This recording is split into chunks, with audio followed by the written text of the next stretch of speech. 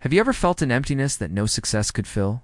A sense that something essential is missing, even when everything seems fine on the outside? That quiet ache is not a flaw. It is the soul calling you inward. And you have heard it before. It speaks not in words, but through silence. Through the tiredness that never goes away. Through the sharp reaction that surprises you. Through the tears you hold back for no clear reason. It waits patiently, but it does not go away.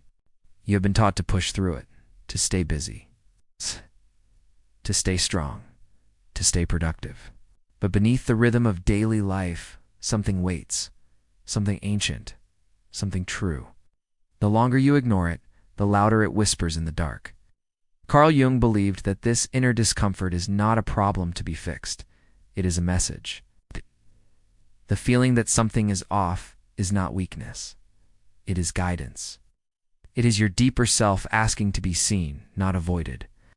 To be honored, not silenced. This voice is not here to ruin your life. It is here to return you to it. It speaks in the language of longing. It speaks through your discomfort. It does not seek control. It seeks connection, and it will wait as long as it needs to be heard. Why?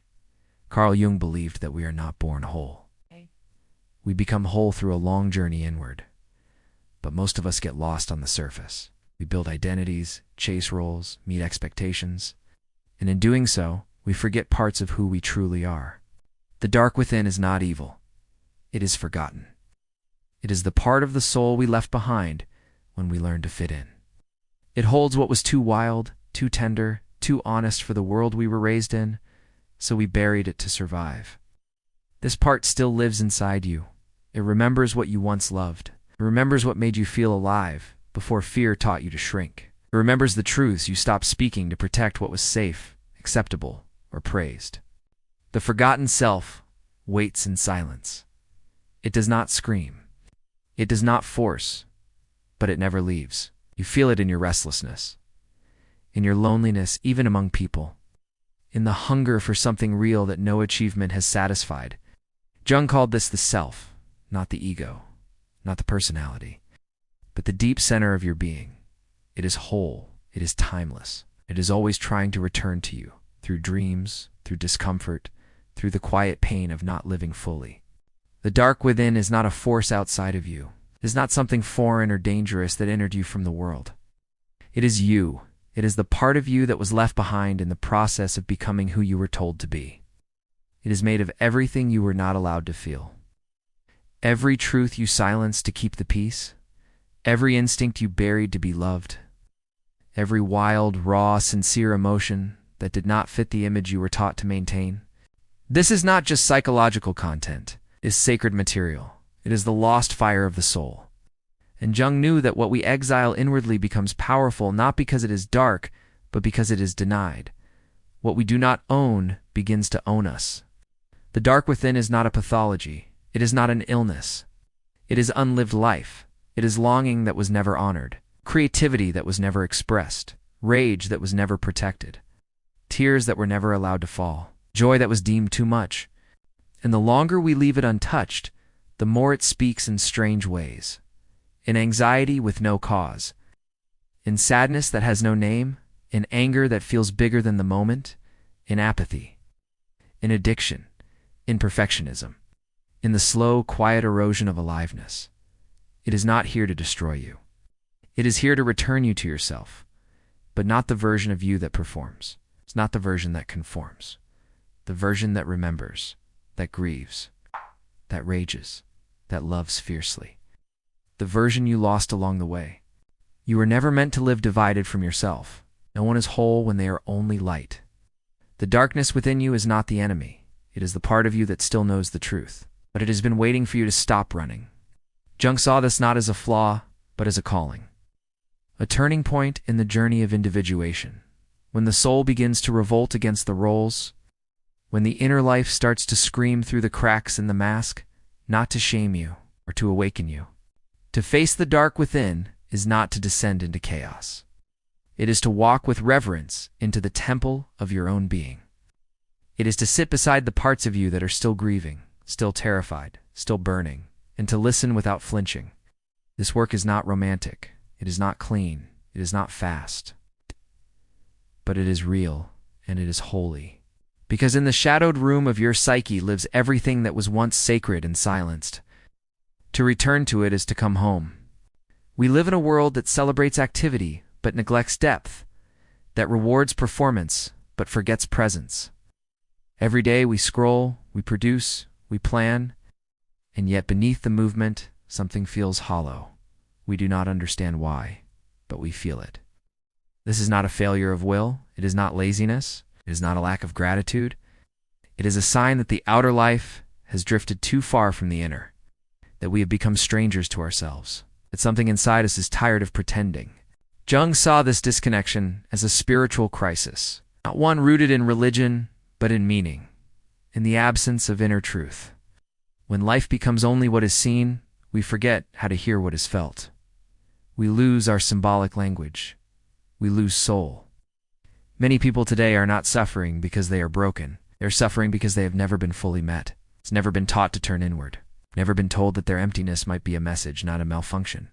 You can have everything and still feel nothing. You can succeed and feel numb. You can be surrounded by people and feel alone. These are not psychological glitches. These are echoes of a forgotten self knocking at the walls of your consciousness. The dark within often appears not as a scream, but as silence.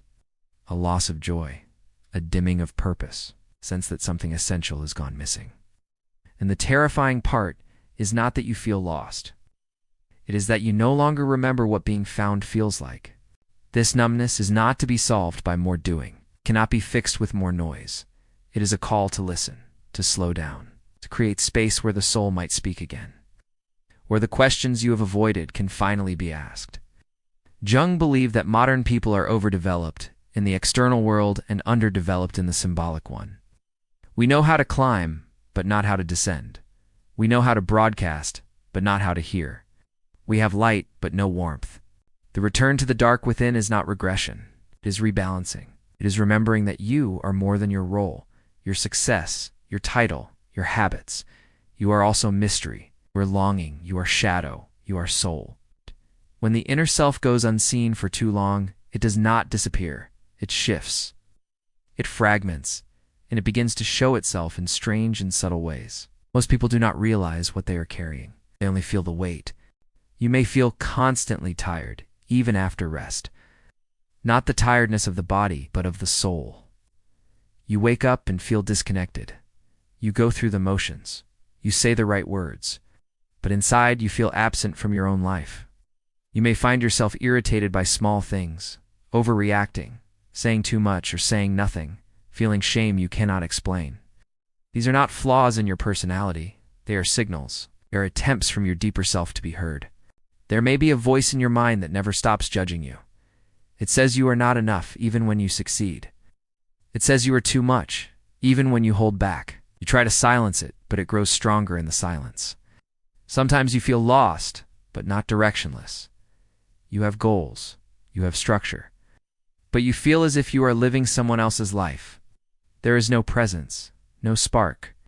You feel like a role is walking around in your body, wearing your name. You may find it hard to connect with others, not because you are broken, but because you are disconnected from yourself. And when you are far from yourself, every relationship becomes shallow. Even love cannot reach you when you have gone missing inside. Old patterns repeat. You keep meeting the same kind of pain in different forms, the same conflict, the same disappointment, the same emptiness. You think it is just bad luck, but in truth, it is a pattern asking to be witnessed. You may also feel afraid of stillness, afraid of silence. Because in that silence, something begins to surface, something you cannot name. So you stay busy. You keep scrolling, keep moving. Not forward, but away from what is trying to reach you. These are not random struggles. They're symptoms of the unseen self. The part of you that remembers what you have forgotten. The part that knows what you need, even when you cannot name it. It will not force itself, but it will never stop calling. There is a voice inside you that never seems satisfied. It finds flaws in everything you do. It whispers doubts, even in moments of peace. It is the inner critic, and it does not speak with wisdom. It speaks with old fear wearing the mask of perfection. This voice is not truly yours. It was learned. From harsh words, from comparison, from disappointment. Over time, it became internalized, and now it punishes you from within. Not to protect you, but to keep you from feeling what lies underneath. What lies underneath is often grief, the quiet kind, and the kind that has no date, no event, no clear origin. It is the grief of having lived far from yourself, the sorrow of years spent pleasing others, proving yourself, or numbing your own heart. This grief may not come with tears. It may come with distance, with numbness, with disinterest in what once excited you, with the sense that life is passing through you instead of flowing from you. It is the grief of a soul that has not been listened to. And then there are the patterns. You promise to change. You set new goals. You make better choices. But somehow, you find yourself in the same place again. The same fight, the same silence, the same regret. The cycle repeats, not because you are weak, but because the root remains unseen. Jung believed that whatever is not made conscious becomes fate. If we do not face what lives in the dark within, it lives through us anyway. In our relationships, in our reactions, in our self-worth. Not because we choose it, but because we avoid it. You cannot heal a wound by ignoring it. Cannot break a pattern you will not name. Cannot quiet a critic whose voice you still believe. The work is not in escaping these things. It is in turning toward them with clarity, compassion, and courage. Your inner critic is not the truth. Your old patterns are not destiny. Your grief is not your weakness. They are each invitations. They are openings into a deeper conversation with yourself. A conversation that could change everything if you are willing to listen. We say we want truth. We say we want healing. But deep down, something resists. It's not because the truth is false, but because it threatens what we have built. To face the dark within is not painful because of what it contains. It's painful because of what it dismantles. The masks we wear feel safe. The roles we play feel familiar. Even if they limit us, they protect us from the unknown. The dark within holds the parts of ourselves that do not fit the image we have carefully constructed. And that image is fragile. Facing the inner dark means admitting that some of what we thought was strength was actually fear. That some of what we called love was actually control. That our independence may have been loneliness. That our ambition may have been avoidance. This undoing is terrifying. It shakes the ground of our identity.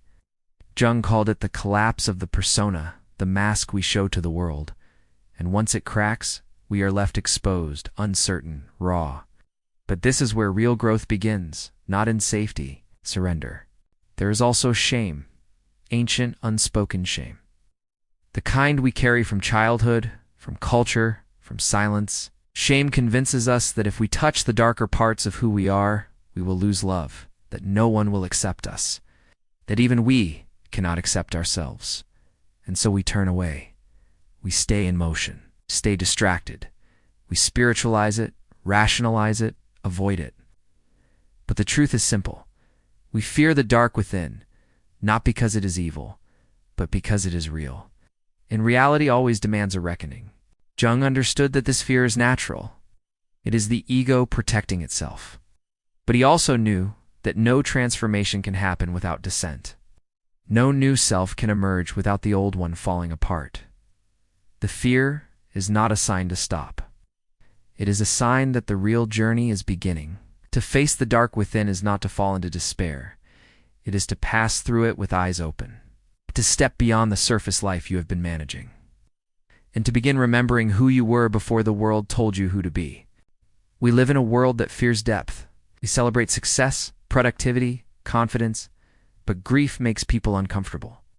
Anger is called negativity. Stillness is mistaken for laziness. Doubt is often seen as weakness. So we hide what is real to become what is acceptable. This is a culture of brightness, curated joy, of endless noise. It teaches us to smile when we feel pain, to speak lightly when we want to scream, to say we're fine when we're falling apart inside. But light that denies darkness is not truth. It is performance. We are told to stay positive, to move on, to focus on the good. But Jung warned that repressing the shadow does not dissolve it. It drives it deeper. What goes underground does not die. It grows teeth. It finds other ways to speak. Social media makes this worse. We scroll through the highlight reels of other people's lives while silencing our own discomfort. We compare our insides to their outsides, and so we doubt ourselves more. We split further from our truth. We perform harder and feel emptier. Even spirituality can become avoidance, always seeking light, peace, transcendence. But Jung reminded us, no one becomes whole by imagining figures of light. Wholeness comes by making the darkness conscious. That is the only real integration. We must ask ourselves, what kind of light are we chasing? Is it the kind that illuminates the soul, or the kind that hides our shadow? True light does not erase what is hard. It reveals it gently, invites it into healing. The culture will not teach you how to do this, but your soul remembers. It longs not for comfort, but for truth. Not for constant brightness, but for the wholeness that includes both night and day. To face the dark within is to return to that forgotten wholeness. Most people do not fear the darkness because it is painful. They fear it because it threatens what they have built. To face the dark within means to question the very structures that gave them identity. And that is terrifying. You may fear losing the version of yourself others admire, the one who is always strong, always capable, always in control. But that image often comes at a price. It costs you softness. It costs you truth. It costs you rest. You may fear losing relationships, because if you show the hidden parts of you, people might leave. They might not understand. They might reject the version of you that no longer fits their expectations. And so you perform, and you stay small. You may fear losing your sense of progress. You've spent years moving forward, building, accomplishing. But if you turn inward, it can feel like going backward, like undoing everything, like falling apart.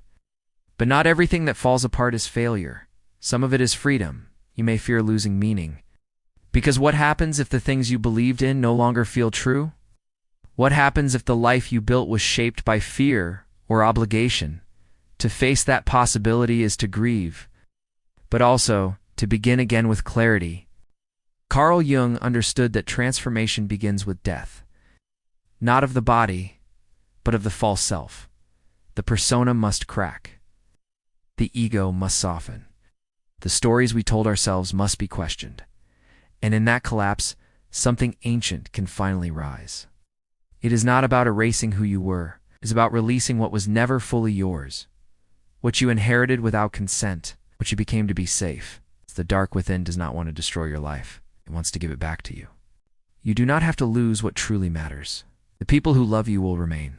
The gifts you carry will not disappear. The weight you have carried to keep everything together will finally begin to lift. And in its place, something more honest can begin. This is what we are truly afraid of. Not the darkness, but the change it demands, the honesty it invites, the rebirth it requires. And yet deep down we know we were never meant to live as fragments. We were meant to become whole. The darkness you feel inside is not a punishment. It is not a flaw. It is a message. It arrives when your outer life can no longer carry the weight of your unlived truth. When your soul is asking not for more success, but for reunion. Carl Jung believed that every symptom holds a purpose. Depression, anxiety, numbness, anger. These are not random disruptions. They are signals. They are the soul's way of saying something essential has been left behind and must be found again. This inner darkness does not come to destroy you. It comes to ask if you are willing to stop pretending, to stop performing, to stop running from the part of yourself that you once abandoned to be accepted, to be praised, to be safe. Many people think they are breaking down, but in truth, they are breaking open. What feels like falling apart is often the beginning of falling inward. The self you thought you had to be starts to dissolve, so that the one you truly are can return. The call comes quietly. In the night you cannot sleep, the joy that feels empty. It's in the conversation where you laugh, but feel alone, in the success that feels like a costume. The soul does not shout. It waits, it whispers, and it never stops calling. This is not the call to escape life. It is the call to enter it more fully, to live with both hands open, to feel what you feel without shame, to speak what you know without fear, to love without armor, to exist without the need to be impressive. The dark within is not asking for achievement. It is asking for honesty, not for control, but for surrender, not for answers, but for presence. It does not want you to become better. It wants you to become real. This is the turning point. When you stop trying to fix yourself and start listening to yourself. When you stop asking how to feel better and start asking what your pain is trying to say. When you no longer fear the dark because you know it holds your voice. You are not broken. You are not lost. You're being called back to what you forgot. The dark within is not an enemy. It is an invitation. And the question is not whether it speaks. The question is whether you are ready to hear it. Carl Jung never spoke of becoming perfect. He spoke of becoming whole. That distinction changes everything. Perfection is an illusion shaped by fear. Wholeness is a return to the truth of who you are, with nothing left out and nothing denied. Perfection demands that you suppress your flaws, silence your pain, and hide your doubts. It tells you to only show what is polished, but the self does not live in what is polished. It lives in what is real, in what has survived, in what has been made conscious. Wholeness means embracing your contradictions, your joy and your sorrow, your clarity and your confusion, your strength and your softness. It is not about fixing yourself. It is about reclaiming yourself, even the parts that scare you, especially the parts that scare you. We have been taught to improve endlessly, to push ourselves towards some ideal self that is always just out of reach. But that striving often leads us further from the self because it is rooted in rejection of who we are right now. Jung saw the self as a sacred center, not a goal to reach, but a presence to remember. It is already whole, already wise, already complete. The work is not to create it, but to uncover it beneath the layers of fear, image, and defense we have built. You will never access that center by pretending. You cannot integrate what you are still hiding from. The path to wholeness requires honesty, not performance. Courage, not perfection. Curiosity, not control. It asks for truth, not polish. The self does not want you to transcend your humanity. It wants you to live it fully, to feel without shame, to fall and rise again, to belong to yourself, even when you are uncertain. To carry your wounds with tenderness, not with judgment.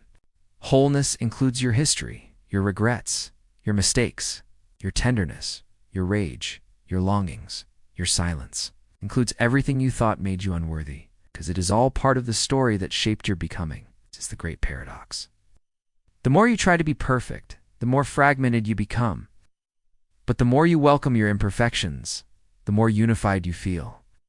Not because the darkness is gone, but because it has been brought into light and loved. The shadow is not your enemy. It is the part of you that has been waiting to be seen. To walk with the shadow is not to descend into chaos.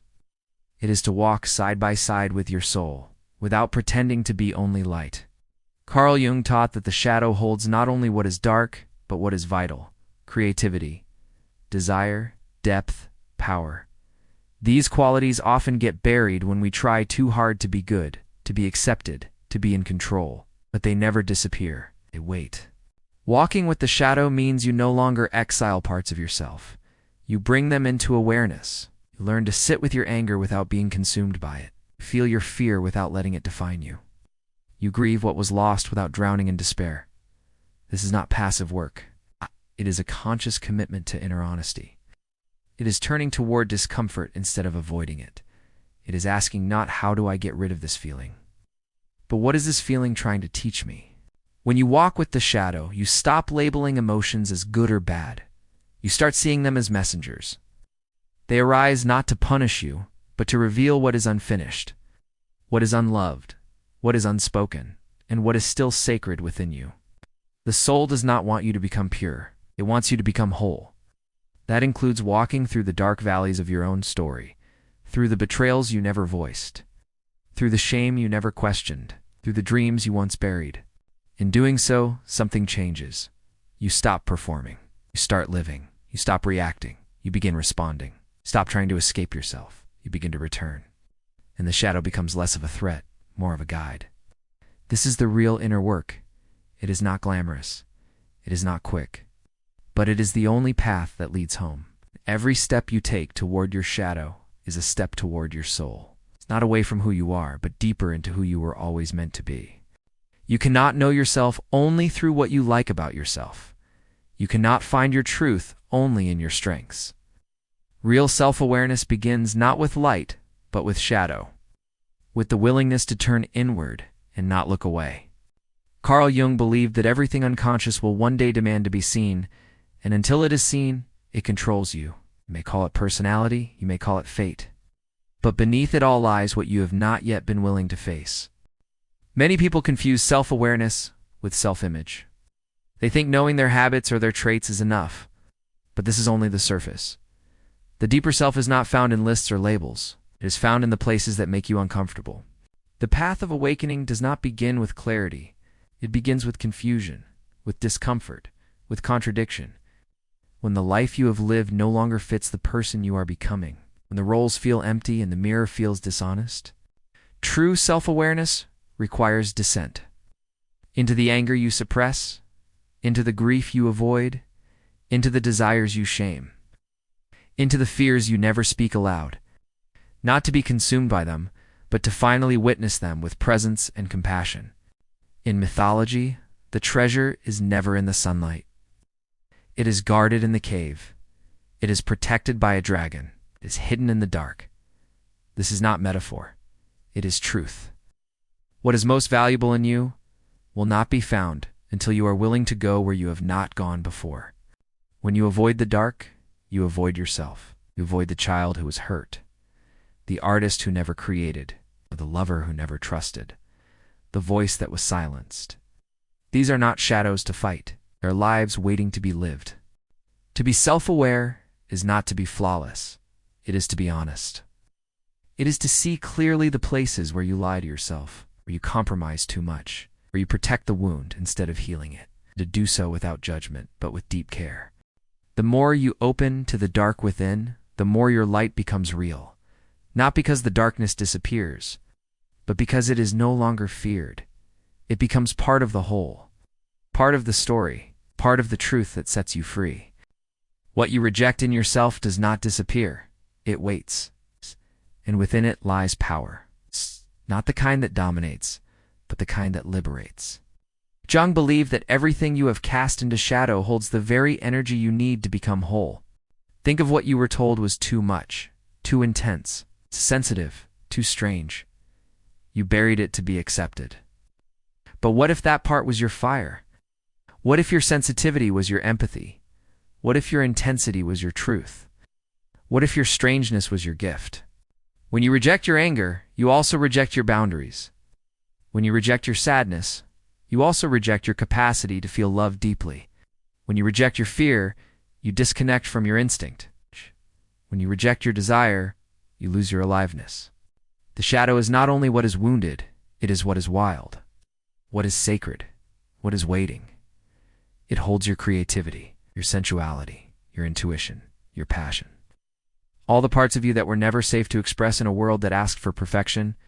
By turning toward the shadow, you begin to reclaim these powers, not to control others, but to belong to yourself again, to say what is true, to feel what is real, to act not from fear, but from the deep knowing that lives in your bones.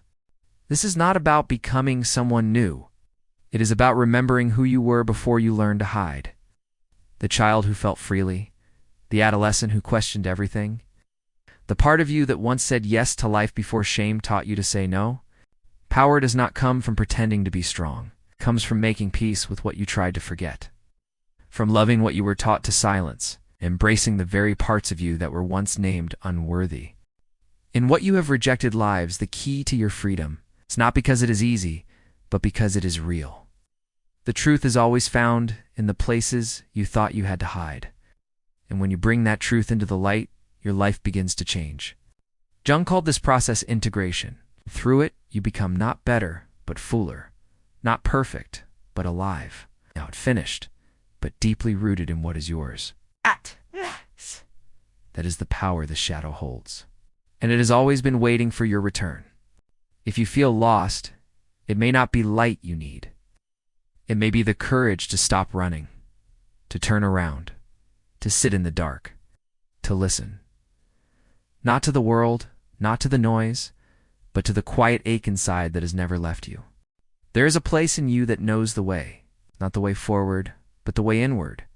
It does not shout, it does not promise ease, but it will never lie to you. It will tell you where it hurts. It will tell you where you abandoned yourself. Carl Jung understood that being lost is not failure. It is a sacred moment. The moment when the outer map stops working.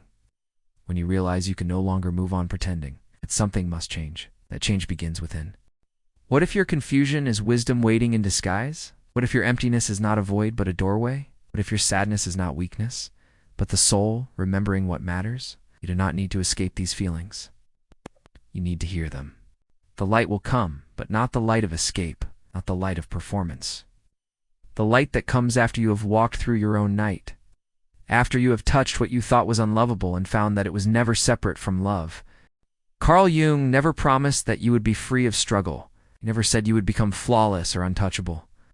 What he offered was far more human, far more sacred. He offered the path of becoming whole. Wholeness does not mean polished, does not mean healed beyond pain. It means real, honest, integrated. It means carrying both your fear and your courage, your wounds and your wisdom, your doubts and your deep knowing, and walking forward anyway. You were not born to live only in the light, nor were you meant to drown in the dark. You were born to carry both, to live from the center, to stop hiding the parts of yourself that do not fit into the image of perfection you were taught to maintain. There is nothing weak about turning inward. There's nothing shameful about breaking down. These are the thresholds of becoming. Jung taught that the soul expands in these places, where the mask slips, where the shadow speaks, where you choose truth over appearance. Perfection is a prison. Wholeness is a homecoming. And no matter how far you have drifted, you can always return to the part of you that has been watching silently, to the voice that never left, to the soul that has always been waiting for your yes. What part of me have I been afraid to see? What truth have I buried beneath the mask I wear? What would it feel like to stop running and simply come home?